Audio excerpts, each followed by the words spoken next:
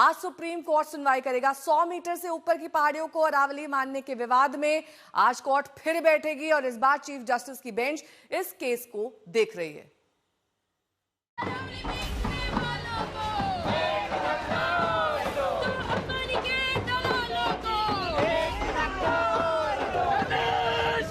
शहर शहर अरावली बचाओ आंदोलन। दिल्ली से जोधपुर तक अरावली के लिए प्रदर्शन। एक डर कि कहीं अरावली की 100 मीटर वाली परिभाषा देश की सबसे प्राचीन पर्वत श्रृंखला की विनाश का सबब ना बन जाए। पूरे अरावली जो पर्वतमाला है उसमें 1,18,000 पहाड़ ऐसे हैं, ये फॉरेस्ट सर्वे ऑफ इंडिया की रिपोर्ट है, जो 100 मीटर से कम है, तो वो परिभाषा में आएंगे नहीं।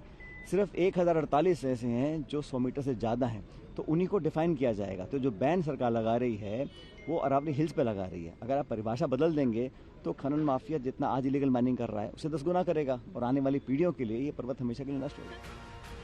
विवाद की शुरुआत 20 नवंबर को हुई थी, जब सुप्रीम कोर्ट ने केंद्रीय पर्यावरण मंत्रालय की समिति की सिफारिश को स्वीकार कर लिया, जिसमें 100 मीटर या उससे अधिक ऊंचाई वाली पहाड़ियों को अरावली के रूप में मान्यता देने की बात कही गई।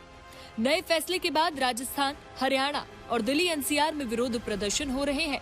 पर्यावरणविदों और विपक्षी दलों का तर्क है कि 100 मीटर की परिभाषा तय होने से अरावली रेंज में 100 मीटर से छोटी पहाड़ियों में खनन का रास्ता साफ हो सकता है, जो अरावली के विनाश की वजह बन सकती है। हालांकि केंद्र का कहना है कि 100 मीटर की परिभाषा को लेकर गलत फहमी फैलाई जा रही है। आज तक से एक्सक्लूसिव बातचीत में खुद पर्यावरण मंत्री ने कांग्रेस को घेरते हुए विस्तार से बताया कि इस परिभाषा की जरूरत क्यों पड़ी। 100 मीटर का अर्थ ये होता है कि टॉप से लेकर और नीचे उसका वर्ड लिखा है लैंडफॉर्म। लैंडफॉर्म ये है कि जिस जगह पे, जिस क्षेत्र में वो है, अरावली के भी 4 जोन है ना, तो जिस लैंडफॉर्म में उसका सबसे जो नीचे का धरातल है उससे 100 मीटर है, और 200 मीटर की अगर ये पर्वतमालाएं हैं उसके बीच का 5 किलोमीटर कंप्लीट है इंक्लूडिंग। और ये जो डेफिनेशन है ये क्यों हुई? राजस्थान में कांग्रेस के समय में रैम्पेट इलीगल माइनिंग हो रही थी। आज भी जो 1008 के करीब राजस्थान में माइंस चल रही हैं, उसमें से 700 माइंस अशोक गहलोत जी के समय में दी गई। मैं संख्या के साथ बोल रहा हूं।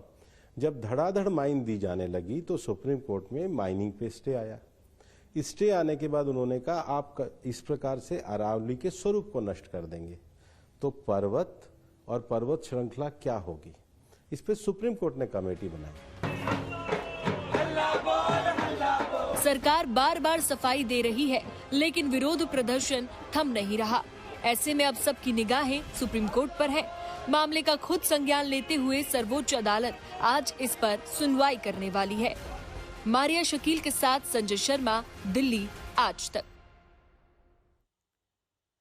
संजय शर्मा मेरे सहयोगी जुड़े हुए हैं तमाम जानकारी के साथ। संजय, ये जो 100 मीटर की परिभाषा है, इसमें क्या डिटेल तरीके से फैसला आ सकता है या फिर ये मामला लंबा चल सकता है?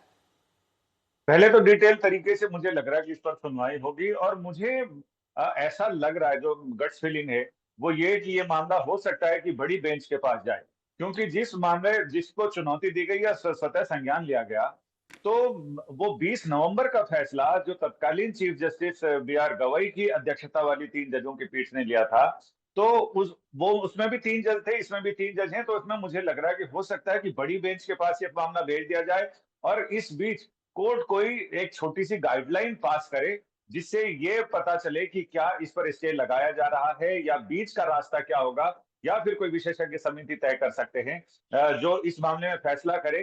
क्योंकि जो सवाल हैं वो बहुत स्पेसिफिक उठाए जा रहे हैं कि जब सब जगह की ऊंचाई समुद्र तल से नापी जाती है तो यहाँ लोकल भू स्तर से ऊंचाई क्यों नापी जा रही है, और 100 मीटर की ऊंचाई वाले कितने ऐसे पहाड़ियां हैं जो इसकी चपेट में आएंगे। सरकार तो कह रही है कि 1% से भी कम पहाड़ियां, कम क्षेत्र इसमें अरावली का आएगा, लेकिन विशेषज्ञों का कहना है कि इससे बहुत कम पहाड़ियां, ऐसी ऊंची पहाड़ियां बच जाएंगी। बाकी जो नीची पहाड़ियां हैं जो उनको सपोर्ट देती है ऊंची पहाड़ियों को, उन पहाड़ियों का खनन हो जाएगा और वो गायब हो जाएंगी, और उससे जो रेगिस्तान है वो राजस्थान से बढ़कर दिल्ली और उत्तर प्रदेश तक पहुंच जाएगा।